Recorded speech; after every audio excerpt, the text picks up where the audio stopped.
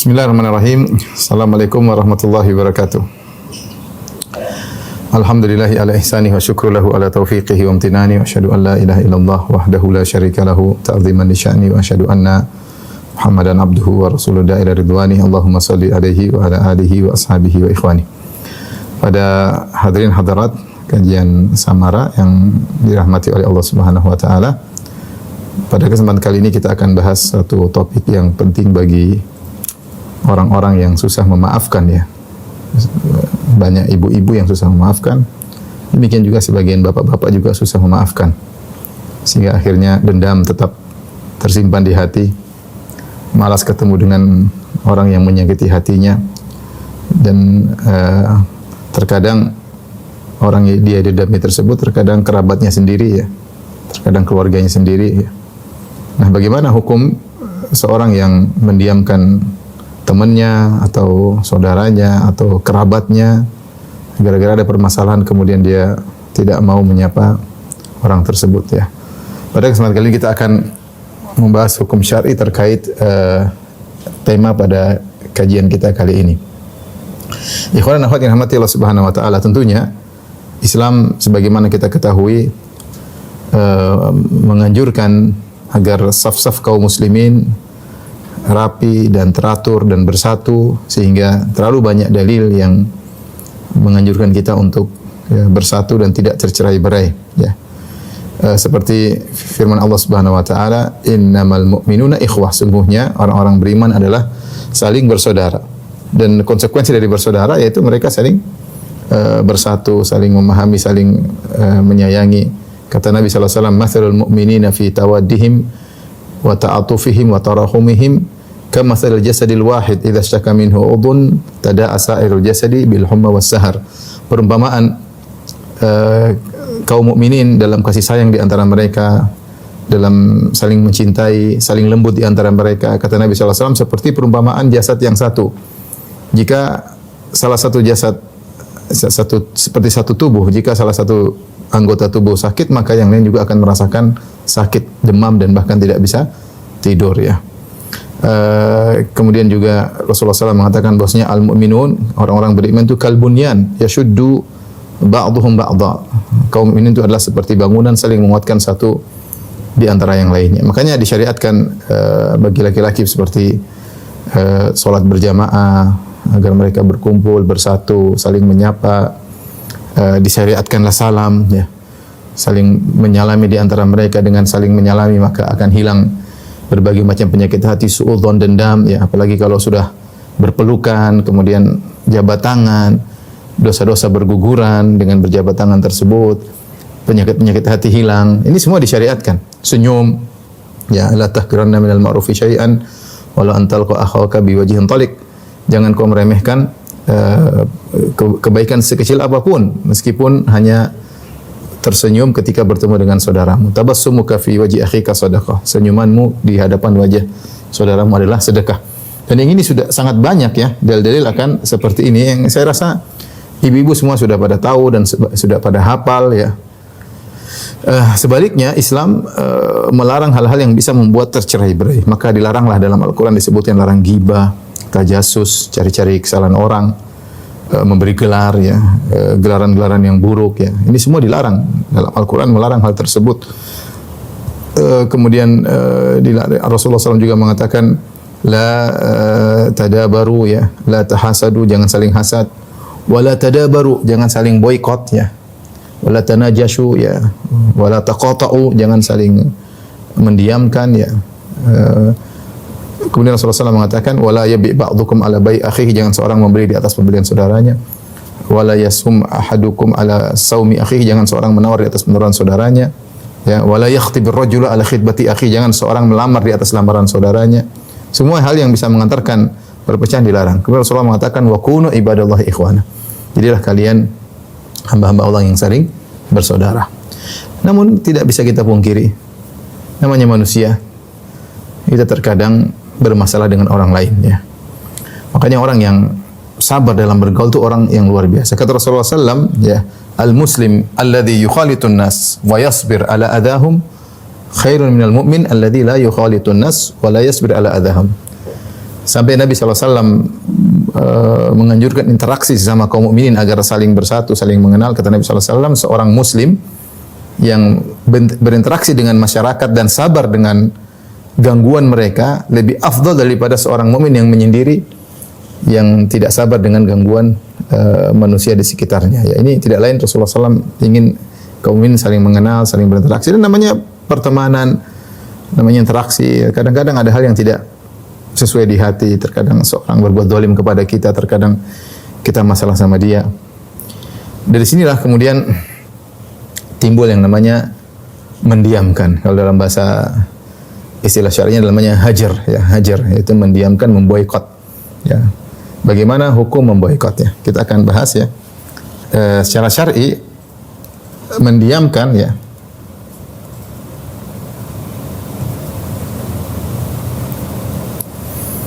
mendiamkan, ya, ini ada beberapa istilah, ya. Ya, ada namanya dalam istilah syar'i bisa namanya al-hajar, ya. Ya. Kemudian juga misalnya at-tadabur, saling balik belakang, atau at-taqatu', ya, saling memutus hubungan. Ya, ini semua makna yang sama, ya. Rasulullah SAW mengatakan la tadabaru wa la taqata'u, janganlah kalian saling memutuskan hubungan, janganlah kalian saling balik belakang. Ini hukumnya bagaimana, ya? Al-hajar, ya, bahwasanya atau mendiamkan atau memboikot, ya.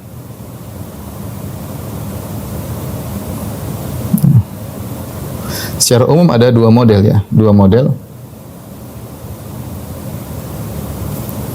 Yang pertama mendiamkan karena urusan duniawi. Karena urusan duniawi. Karena dia ngejek kita misalnya, ya. Karena dia ada masalah dengan kita, masalah duniawi intinya, ya. Salah paham apa yang. Yang kedua mendiamkan karena agama, ya. Adapun mendiamkan karena agama, ya. Ini utara kita yang pertama, ini yang kedua, ya.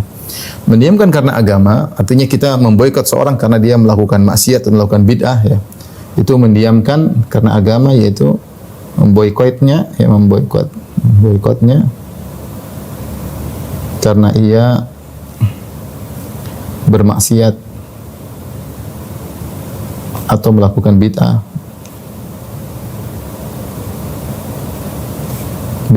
Maka ini tidak ada batasannya, ya. Tidak ada batasannya, tergantung maslahat.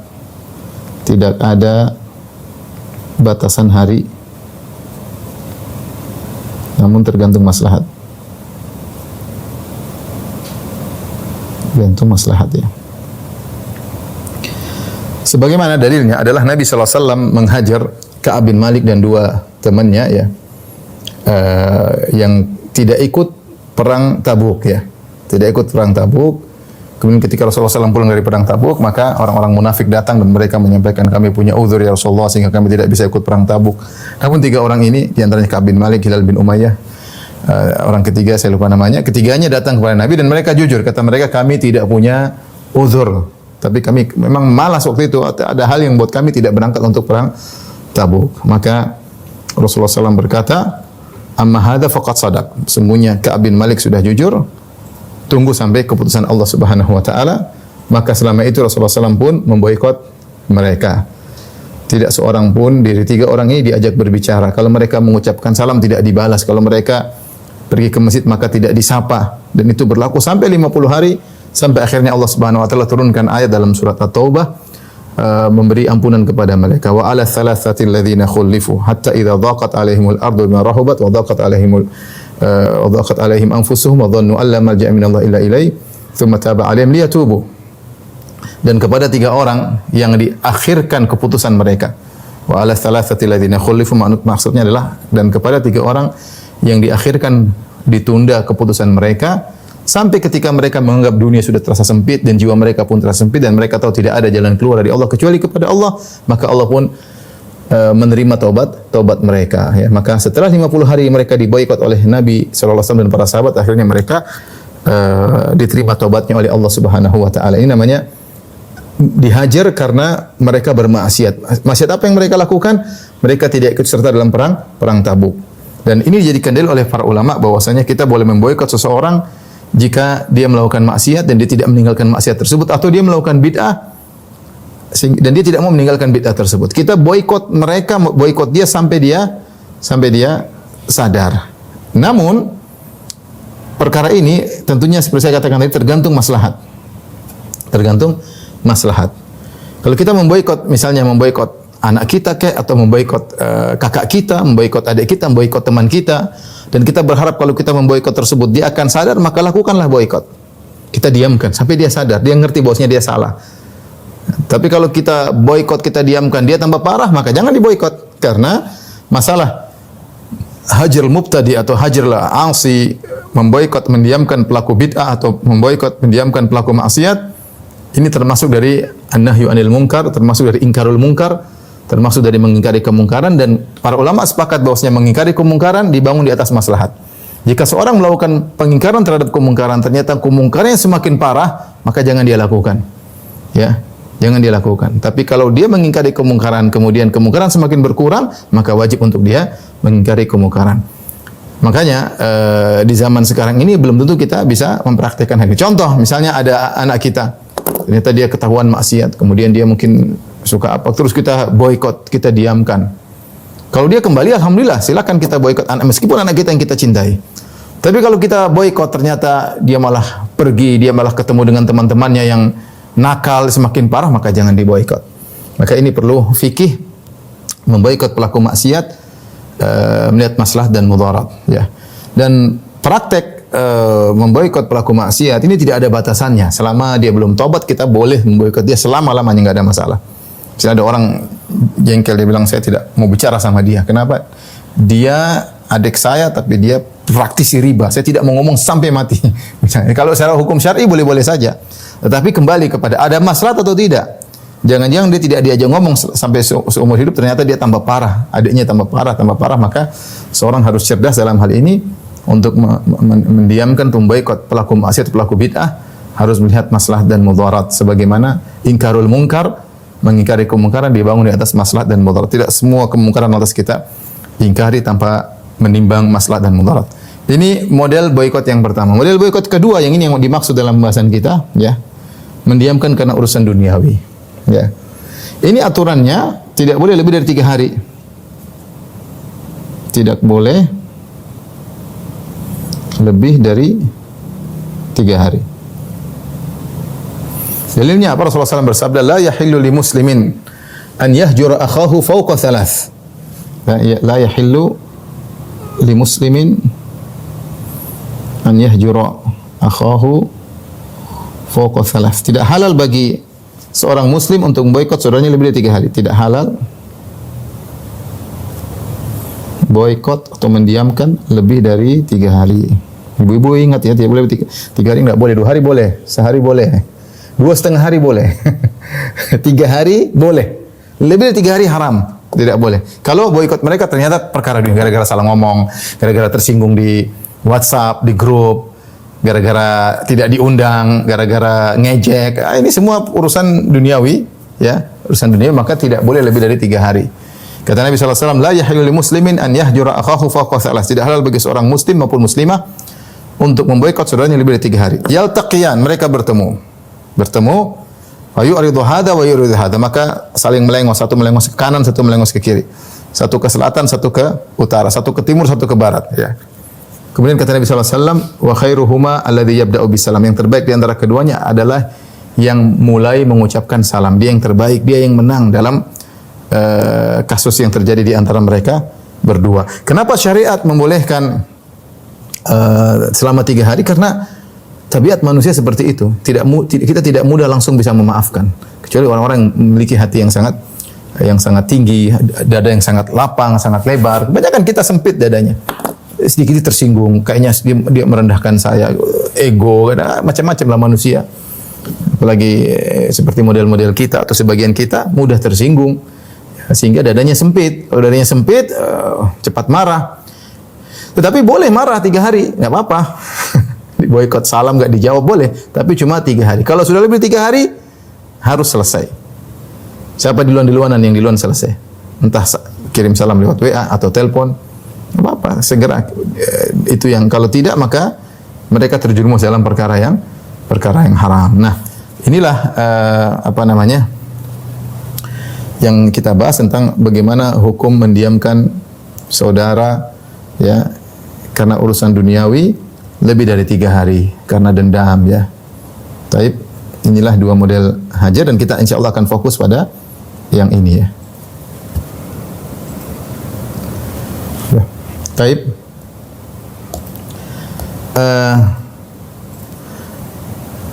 terkait hukum-hukum terkait mendiamkan lebih dari 3 hari. Ya. Taib.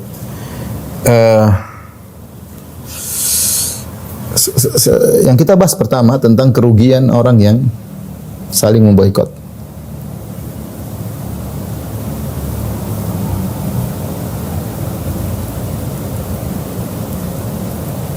Boikot. Dia akan mengalami kerugian, ya. Di antara kerugian yang disebutkan oleh Nabi sallallahu alaihi wasallam, Rasulullah SAW pernah bersabda, "Tuftahu abwabul jannah fi kulli yaumil itsnain wal khamis, fayughfaru li kulli 'abdin yu'minu billahi wa la yusyriku bihi syai'a. Illa rajulan kana bainahu wa baina akhihi syahna, fayuqalu anziru hadaini hatta yastaliha." Kata Nabi sallallahu alaihi wasallam, dibukakan pintu surga setiap hari Senin dan hari Kamis, maka Allah kasih bonus ampunan. Fayughfaru likulli abdin, maka diberi ampunan kepada setiap hamba yang bertauhid dan tidak berbuat syirik sama sekali. Ini keutamaan orang bertauhid. Orang bertauhid, dia tidak ngapa-ngapain, setiap Senin, setiap Kamis dapat bonus ampunan, ya. Kecuali kata Nabi, illa rajulan kana bainahu baina akhihi syahna, kecuali seorang yang punya masalah dengan saudaranya.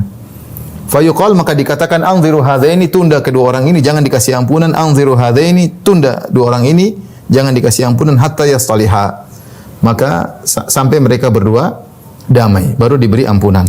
Jadi kerugian orang yang saling boikot, ya, di antaranya pertama tidak dapat bonus ampunan. Ampunan setiap Senin dan Kamis. Ya akhi, kita ini sangat butuh ampunan, ya. Setiap hari maksiat pada Allah Subhanahu wa taala. Kalau kita gara-gara ego kita, ya, kita akhirnya tidak dapat ampunan bonus setiap hari Senin dan hari Kamis. Itu tentu perkara yang menyedihkan, ya.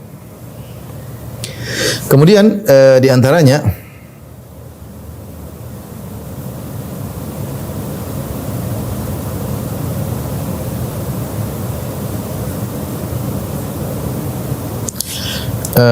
Rasulullah SAW menjelaskan, jika boikotnya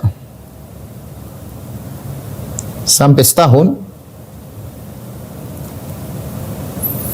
bisa menjadi dosa besar, Kata Nabi SAW dalam hadis, man hajar akhahu sanatan fahuwa ka safki damihi, ya. Kata Nabi SAW, man hajara sanatan fahuwa kasafki damihi, ya. Siapa yang memboikot saudaranya sampai setahun, mendiamkan hingga setahun, seperti menumpahkan darahnya. Seperti menumpahkan darahnya. Ini menunjukkan dosa besar, ya. Oleh karenanya Az-Zahabi ketika membahas tentang kitab Al-Kabair, di penghujung dia menyebutkan di antara dosa-dosa yang ada kemungkinan dosa besar adalah memboikot saudara sampai setahun. Ini terjadi, ikhwan, ya, terjadi. Perkara yang paling menyedihkan, dia boikot adalah kakaknya sendiri atau adiknya sendiri, gara-gara masalah sepele, gara-gara masalah duniawi, ya. Ya, saya pernah dapat kasus seorang memboikot saudara kandungnya gara-gara masalah warisan yang sepele. Mereka punya orang tua meninggal, mungkin meninggalkan emas sekian, yang mereka masing-masing sudah kaya sekarang. Itu dulu cuma masalah mungkin berapa gram, ribut sampai tidak pernah sampai bertahun-tahun. Seandainya masalah besar, oke, ini masalah sepele, tapi sakit hati membuat mereka tidak saling berkomunikasi. Seandainya itu orang lain, ya mungkin ini saudara sendiri. Seandainya satunya miskin, oke lah dia ngamuk tidak dapat bagian, sama-sama punya duit, sama-sama kaya. Cuma dendam tidak hilang-hilang gara-gara masalah sepele. Sudah kalau sampai setahun yang diboikot itu seperti menumpahkan darah saudaranya tersebut. Ada dalam satu hadis, tapi hadis yang ini ada diperselisihkan tentang kesahihannya, yaitu di mana Rasulullah SAW mengatakan, salasatun la turfa'u lahum salatum fawqa ru'usim shibran. Ada 3 orang yang tidak diangkat salatnya melebihi kepalanya, artinya tidak diterima salatnya. Di antaranya al-akhwani mutasariman, 2 orang yang saling memboikot, ya, maka tidak akan diterima salatnya. Namun di sini ada yang menghasankan, ada yang mendhaifkan. Tapi intinya kerugian orang yang saling boikot ini dialami oleh mereka, ya. Seandainya hadis yang tadi kita sebutkan sahih, maka ini lebih parah lagi. Bayangkan dia semangat ke saf pertama, ternyata tidak diterima salatnya. Dia salat berjamaah tidak diterima salatnya. Namun tadi hadis tadi masih diperselisihkan oleh para ulama, ya. Baik, fikih berikutnya, bagaimana cara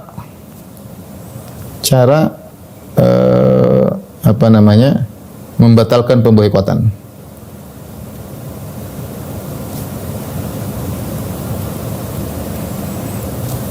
Caranya, ya, kata Nabi sallallahu alaihi wasallam, wa khairuhuma alladhi yabda'u bis salam. Yang terbaik di antara keduanya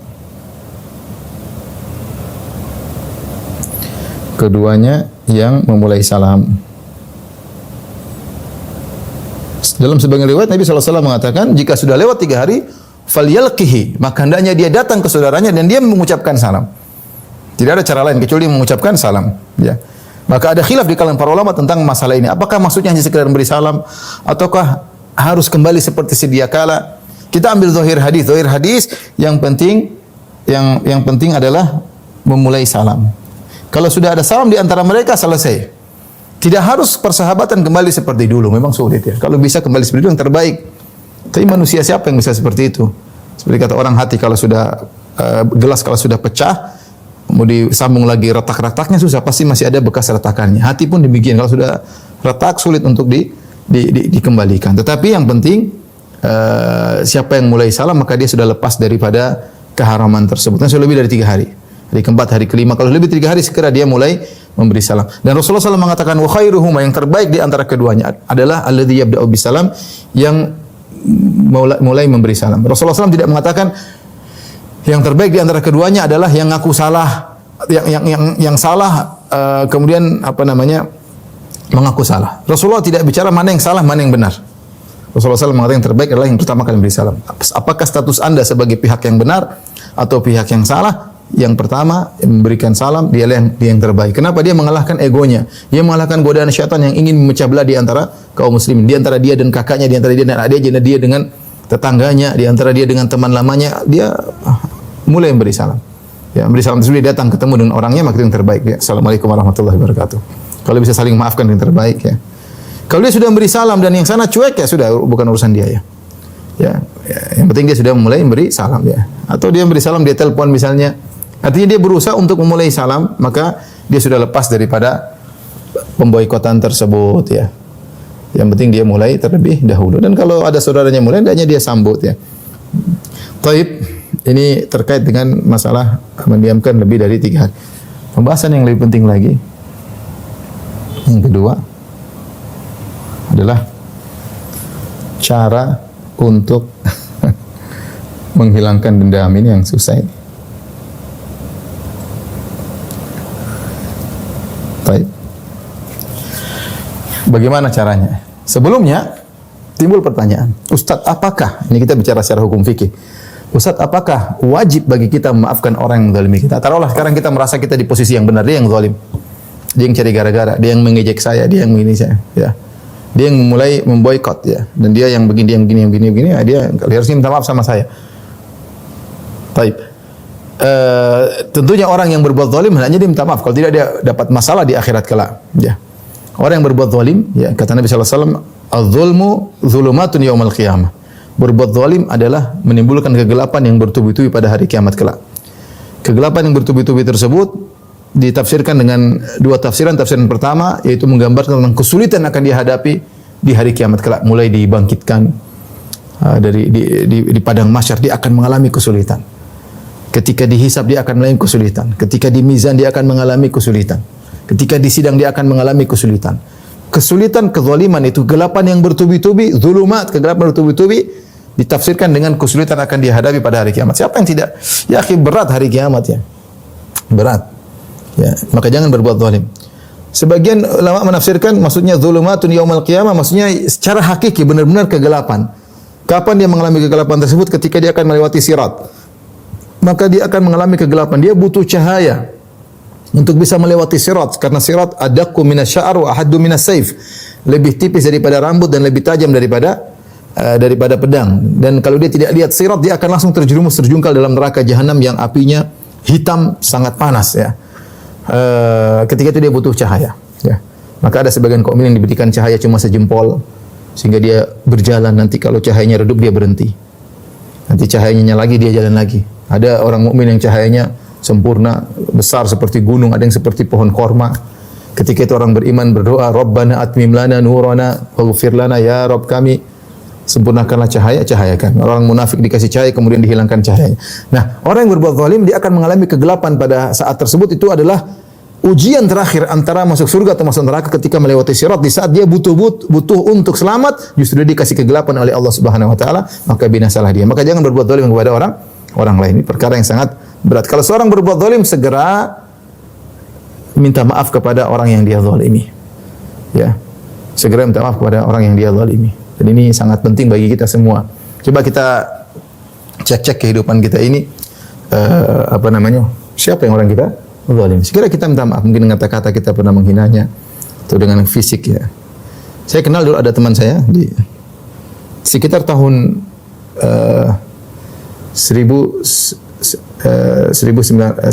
2000-an mungkin.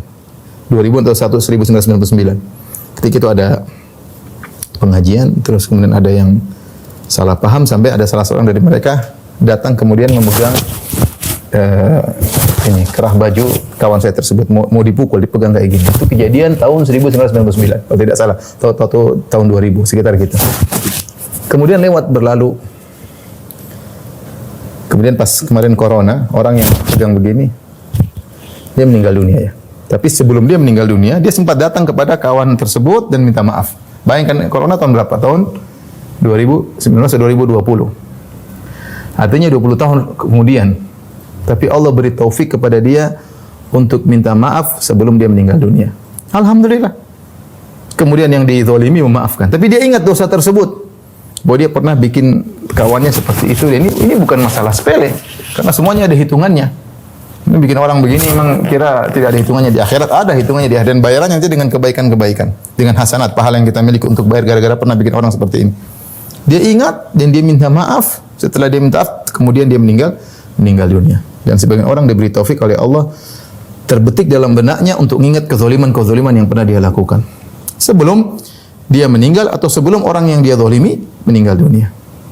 Sebagian cuek aja. Dia zalimi orang, dia cuek. Entah dia meninggal duluan atau orang yang dia zalimi meninggal dunia, urusannya di akhirat. Dan kita tidak ingin punya urusan di akhirat. Makanya Umar bin Khattab radhiyallahu anhu ketika dia ditikam, dia tanya, siapa yang menikam saya?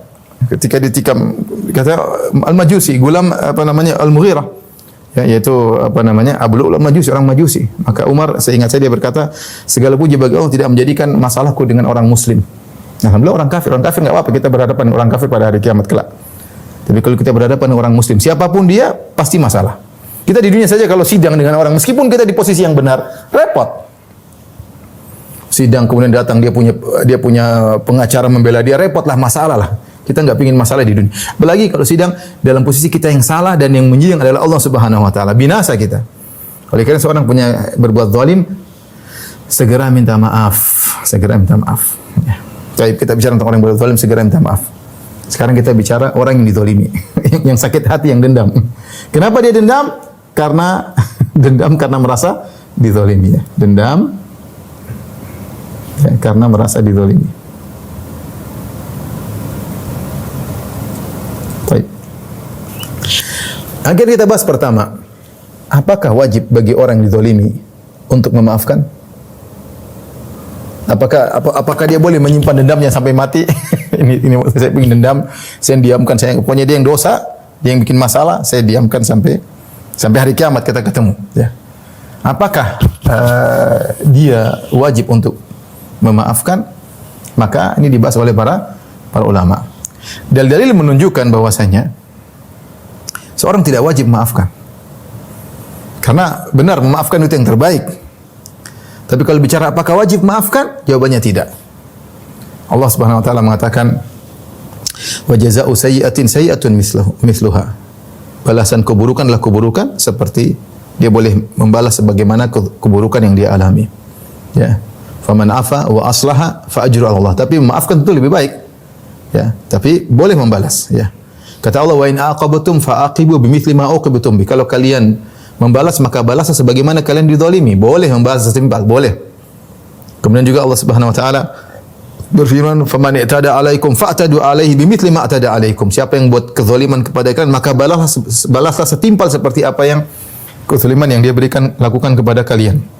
Jadi dalil menunjukkan bahwasanya seorang boleh saja tidak membalas dendam. Adapun hadis-hadis, ya, bahwasanya wajib memaafkan kalau ada orang yang minta maaf, maka hadis-hadisnya semua dhaif maupun maudhu, ya. Bertentangan dengan ayat-ayat. Ayat-ayat menjelaskan boleh untuk apa? Boleh untuk membalas, ya. Karena sebagian orang mengatakan, Ustaz, saya sudah minta maaf, dia tidak memaafkan saya. Dosa dong Ustaz dia. Lah, kamu enggak wajib dia maafkan kamu, enggak wajib. Salah sendiri kamu kenapa zalimi dia. Ini bahayanya orang zalim. Seandainya yang dizalimi tidak memaafkan, itu hak dia.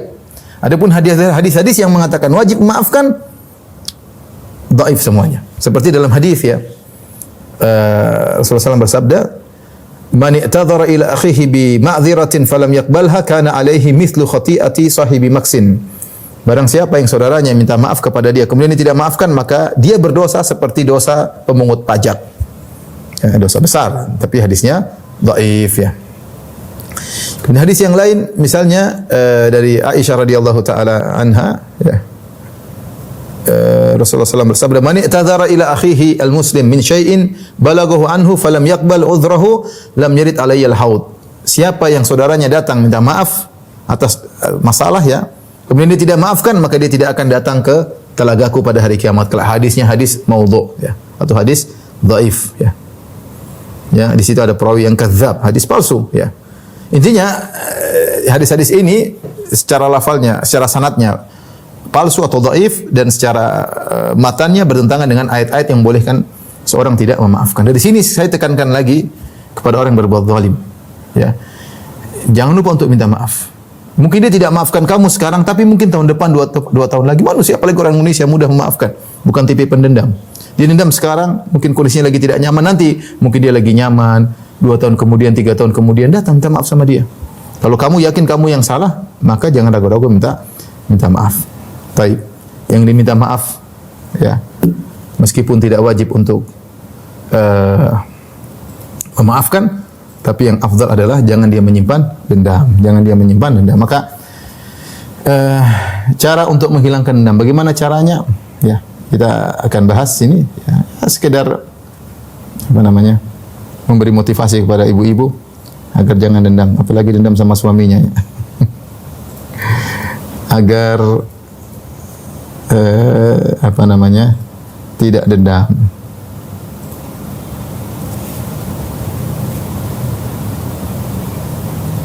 Baik. Orang yang dizalimi ada 3 pilihannya. Orang yang dizalimi boleh melakukan salah satu dari perkara-perkara ini.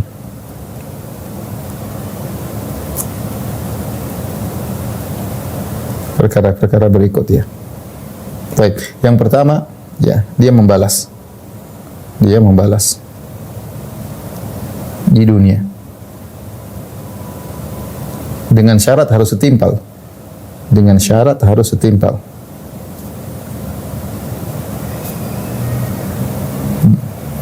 Jika tidak, jika berlebihan dia yang berdosa. Berlebih maka dia yang zalim. Dan susah seorang membalas setimpal, sulit. Orang biasanya kalau membalas berlebihan. Makanya kalau dia membalas berlebihan, dia yang zalim sekarang. Orang yang tadi zalimi dia malah terzalimi. Ya, ini sering saya sampaikan. Misalnya ada seorang mengatakan kepada dia, kamu anjing. Ya, kemudian dia balas, kamu anjing, bapakmu juga anjing. Ini dia yang dosa sekarang. Karena dia melebihi. Tapi kalau dia balas sesama, dia balas semua dosanya kepada orang yang memulai. Kata Nabi SAW, al-mustabban al-badi. Kalau ada dua orang saling mencaci maki, maka dosanya kembali kepada yang pertama yang memulai. Ini bilang anjing, ini anjing juga, ini babi juga, nah ini monyet juga, ini tomat juga. Semua dosa anjing, babi, monyet, tomat semuanya kembali kepada yang pertama selama dia tidak melampaui batas. Kapan dia melampaui batas, maka dia berdosa karena dia membalas lebih dari kezaliman tersebut. Nah, untuk membalas dengan setimpal tidak mudah. Kita manusia sulit untuk mengatur hati. Tapi dia boleh balas dengan setimpal. Kemudian yang kedua, dia tidak memaafkan, tapi dia ingin ya orang tersebut dibalas di akhirat, dibalas atau disiksa di akhirat.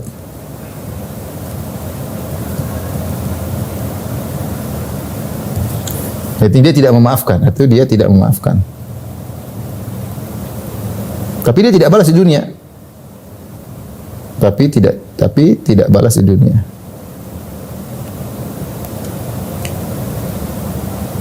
Dia hanya bilang, mungkin dia tidak mampu untuk membalas. Dia bilang, ya Allah, saya serahkan urusan dia kepada Engkau, ya Allah.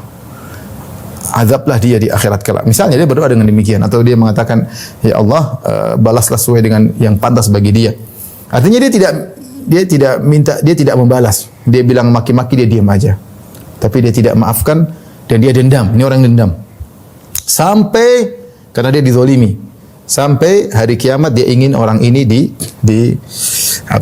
disiksa atau dibalas oleh Allah Subhanahu wa taala. Apakah dia beruntung ketika dia beruntung? Orang ini beruntung. Beruntung kenapa? Dia tetap untung. Kenapa untung? Pertama, dia puas orang yang menzalimi, ya. Dia puas orang yang menzaliminya dapat hukuman. Orang yang menzaliminya dihukum. Dia puas. Oh, ini dunia dulu suka menzalimi saya, di akhirat Allah balas dan dia lihat dan dia senang. Ya, makanya pada hari kiamat kelak ketika Allah menyidang, orang yang zalim dan dizalimi saling datang. Kata Nabi SAW, awwalu ma yuqda yaumal qiyamah fid dima. Yang pertama kali Allah sidang pada hari kiamat masalah darah. Maka orang yang terbunuh, dia akan tarik orang yang membunuh dia sambil bawa kepalanya yang berlumuran darah, dia tarik orang yang membunuhnya, dia mengatakan, ya Rabbi hadza qad qatalani. Ya Allah, ini orang telah membunuh saya. Maka Allah sidang ketika itu, ya. Ini kalau dilihat dibalas oleh Allah, dia senang, ya, puas, bahagia. Ya. Yang kedua dia dapat apa? Transferan pahala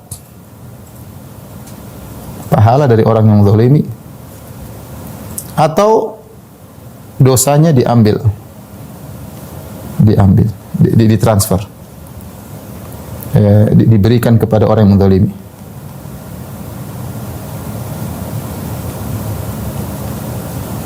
Jadi ketika di akhirat kelak, sebagaimana dalam hadis tentang al-muflis, orang yang bangkrut min ummati pada hari kiamat kelak, yaitu orang yang dia punya pahala salat, punya pahala sedekah, pahala zakat, tapi kemudian ketika di hari kiamat ternyata dia pernah zalimi si fulan, zalimi si fulan, maka pahalanya semua di-offer kepada orang yang dia zalimi. Fa in faniyat hasanatuhu qabla an yuqda ma alaih, kalau ternyata pahalanya sudah habis semua padahal masih ada orang zalimi, kebalikan dosa mereka diambil, dia yang tanggung. Ya ukhidat min sayyi'atihim fatuhmalu alaihi thumma yutrahu finnar. Maka dosa-dosa mereka diambil, dipikulkan kepada dia, kemudian lemparkan dalam neraka jahanam. Jadi intinya orang yang dizalimi beruntung. Kalau dia balas di dunia, selesai. Tapi kalau dia tidak balas, dia bilang nanti di akhirat, dia tetap beruntung. Ini oke, pilihan kedua. Jadi ini pilihan pertama, pilihan kedua. Terserah ibu pilih yang mana ya. Pilihan yang ketiga,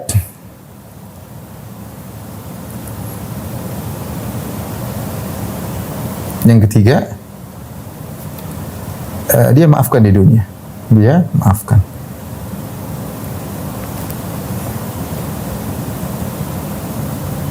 Di dunia. Ini yang terbaik. Ini yang terbaik. Ini yang terbaik. Kenapa terbaik? Karena ada keuntungan dunia, keuntungan akhirat. Ya, keuntungan di dunia, di akhirat. Baik. Di dunia, apa keuntungan yang didapatkan? Dia tentram, hati tenang. Tenang ya, tidak darah tinggi, tidak kolesterol naik karena benar. Untuk lihat coba nonton dokter-dokter cerita, saya kemarin nonton tentang masalah jantung koroner ya. Kenapa? Ketika seorang stres, ini ternyata sebab yang di luar dugaan. Orang menyangka biasanya orang kalau kena ini karena inilah, karena kolesterol lah, karena apa. Tapi ternyata di antara faktor yang sangat kuat adalah stres, jengkel, dendam. Ini merubah sel-sel dalam tubuh sehingga akhirnya membuat orang mudah untuk terkena macam-macam ya. Oleh karenanya ketika orang di dunia dia memaafkan, dia tenang, tentram. Dia bisa ngobrol sama anak istri, dia bisa bercanda sama teman-temannya. Dia maafkan, sudah selesai. Ya, dia maafkan. Karena dia tahu bahwasanya ya ini sudah takdir. Ini mungkin karena dosa-dosa saya. Dan dia tenang, dia bisa bercanda dengan anak istrinya. Tapi kalau coba dia tidak memaafkan, pulang muka ngambek sama suami diomel-omelin, anak diomelin, kerja bisa enggak beres karena dendam yang tidak pernah terlampiaskan. Ya. Dia bilang nanti hari kiamat saya akan ini seperti ini.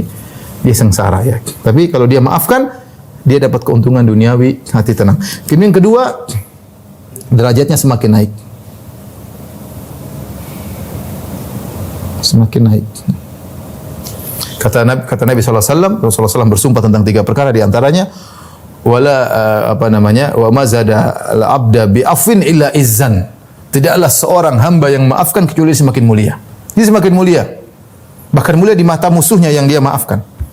Ini sudah aturan ilahi, aturan langit seperti itu. Orang yang mudah maafkan dia akan dimuliakan oleh Allah Subhanahu wa taala. Meskipun secara zahirnya, kamu maafkan apa gitu, kamu rendah, kamu kalah, jangan maafkan, enggak, maafkan karena Allah Subhanahu wa taala, maka dia akan dinaikkan oleh Allah Subhanahu wa taala. Kemudian yang menakjubkan terkadang musuhnya bisa jadi kawan.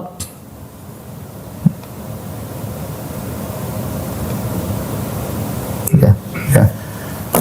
Idfa billati hiya ahsan. Kata Allah, fa idzal ladzi bainaka wa bainahu adawatun ka'annahu waliyyun hamim wa ma yulaqaha illa alladziina sabaru wa ma yulaqaha illa dzu hazzin 'adzim. Ya. Dapat kenikmatan duniawi. Kita punya masalah sama orang, dia yang salah, kita yang benar. Tapi kita maafkan. Ya, kita balas dengan kebaikan. Dia ngejek kita kasih kue. Dia gibah kita kasih kue, kirim kue sama dia. Subhanallah, kata Allah, fa idzal ladzi bainaka wa bainahu adawah, bisa jadi ya orang yang kau bermusuhan dengan dia tiba-tiba menjadi kawan baikmu. Tapi kata Allah, ma yulaqaha illa alladziina sabar. Tidak ada yang bisa melakukan ini, membalas keburukan dengan kebaikan kecuali orang-orang yang sabar. Wa ma yulaqaha illa dzu hazzin 'adzim. Tidak ada yang bisa melakukannya kecuali orang yang mendapatkan bagian yang besar. Orang yang bisa maafkan orang hebat. Yang bilang hebat siapa? Allah Subhanahu wa taala. Ya. Baik. Jadi dia dapat keuntungan duniawi. Keuntungan di akhirat banyak ya, dia diampuni oleh Allah Subhanahu wa taala. Taib, si A zalimi kamu, si B zalimi kamu, ya. Si C zalimi kamu. Kamu menzalimi dirimu banyak di hadapan Allah. Berapa banyak maksiat yang kau lihat, berapa banyak maksiat yang kau dengar, berapa banyak penyakit hatimu, banyak. Kita maksiat sama Allah banyak. Kita mau dimaafkan atau tidak? Dimaafkan, maafkan mereka. Ya. Wal ya'fu wal yasfahu, ala tuhibbuna ayaghfirallahu lakum. Lapanglah dada dan maafkanlah. Tidakkah kau ingin diampuni oleh Allah Subhanahu wa taala? Kata Allah, maafkan mereka. Benar kamu dizalimi oleh 10 orang, tapi kezalimanmu terhadap dirimu di hadapan Allah mungkin ratusan, mungkin ribuan tiap hari. Tiap hari punya deposit maksiat. Kita tidak ingin diampuni? Mudah. Sekarang ada sarana untuk kita diampuni. Ampuni orang, kita diampuni. Ampuni orang, kita diampuni. Ya. Baik. Yang kedua, pahala yang lebih besar. Pahala lebih besar daripada transferan. Daripada transferan. Tadi kita bilang, orang kalau kita nggak maafin orang, kita kita beruntung di akhirat. Kenapa? Pahala dia dapat transfer, kita dapat. Atau dosa kita kirim. Itu sudah menguntungkan bagi kita. Tapi kalau kita maafkan lebih besar daripada ini, daripada sistem transfer ini. Karena kata Allah Subhanahu wa taala, "Wa jazaa'u sayyi'atin sayyi'atun mithluha, faman afa wa aslaha fa'jruhu 'ala Allah, innahu la yuhibbudz zalimin." Kata Allah Subhanahu wa taala, balasan keburukan adalah keburukan semisalnya, faman afa wa aslah fa'jruhu Allah. Siapa yang memaafkan dan berbuat perbaikan, fa'ajruhu 'ala Allah, maka pahalanya di sisi Allah. Ketika Allah mengatakan ajr Allah, ini menunjukkan pahalanya sangat besar. Karena Allah tidak menyebutkan, Allah menyembunyikan, tapi Allah bilang pahalanya urusanku. Berarti pahalanya besar. Ya, pahalanya besar. Ini mirip seperti hadis Nabi tentang puasa. Kata Nabi sallallahu alaihi wasallam dalam hadis qudsi, Allah mengatakan, kullu amal ibni Adam lahu illa siyam fa innahu li wa ana ajzi bihi. Semua pahala amalan anak Adam adalah untuk dia, kecuali puasa adalah untukku dan aku akan membalas pahala puasa tersebut. Intinya, lebih nyaman apa? Lebih nyaman kita maafkan. Ya. Dan sangat kita menderita ketika tidak maafkan. Ternyata orang yang menzalimi kita adalah, atau yang menurut kita dia yang salah, kita yang benar, adalah ternyata orang dekat kita, kakak kita, adik kita, istri kita, suami kita, anak kita. Wah, ini lebih menderita lagi. Ibu kita nggak maafin, ini lebih menderita lagi. Itu pun kalau kita benar. Terkadang seorang salah penilaian, ternyata dia yang salah. Ternyata dia yang salah. Makanya kalau kita renungkan hal ini, kita punya 3 pilihan. Terserah ibu-ibu mau pilih yang mana. Pilihan pertama, balas boleh, tapi nggak dapat apa-apa di akhirat. Pilihan kedua, tidak dimaafkan, nanti urusan akhirat kita beruntung ya. Tapi pilihan ketiga lebih beruntung lagi, kita maafkan di dunia, maka kita dapat kenikmatan duniawi dan juga dapat kenikmatan akhirat. Oleh karenanya, siapa sih di antara kita yang tidak punya masalah ya? Tapi kalau Anda ingin hidup tenteram, jadikanlah dada luang, lapang ya. Jangan sampai seorang kemudian sudah belajar agama, tapi dadanya ternyata sempit ya. Merasa tinggi, ego, ya ada kehidupan seperti ini. Tidak ada kehidupan yang sempurna, tidak ada kehidupan yang nyaman. Kita berteman dengan siapapun, pasti ada potensi untuk bermasalah dengan dia. Siapa orang terdekat kita, teman sejawat kita, teman kantor kita, anak buah kita, bos kita, teman dakwah kita, ada potensi untuk bermasalah. Karena tidak ada yang sempurna. Ya. Tapi kalau kita dendam, kita ego, kita hanya menyiksa diri. Oleh karenanya, ibu yang dirahmati Allah Subhanahu wa taala, jangan dendam ya. Kalau ada masalah sudahlah. Kita mau bermasalah sampai kapan? Sudah kita maafkan, kita tenteram. Bentar lagi juga kita meninggal dunia. Kata Allah Subhanahu wa taala, wa anna sa'ata atiyatun inna sa'ata la'atiyah fasfahis safhal jamil. Sungguhnya hari kiamat itu akan tiba, fasfahis safhal jamil, maka lapangkanlah dada dan maafkan yang baik.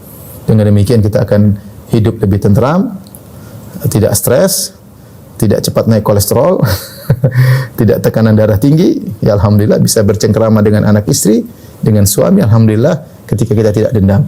Biarlah manusia berbuat kezaliman kepada kita, kita maafkan. Itu karena dosa-dosa kita juga. Tidak boleh dia berbuat zalim kepada kita, karena kita berdosa. Dan siapakah di antara kita yang tidak berdosa? Kita semua pendosa. Wallahu ta'ala alam bisawab. Demikian saja apa yang saya sampaikan. Kalau bisa mohon maaf. Wabillahi taufiq wal hidayah. Assalamualaikum warahmatullahi wabarakatuh.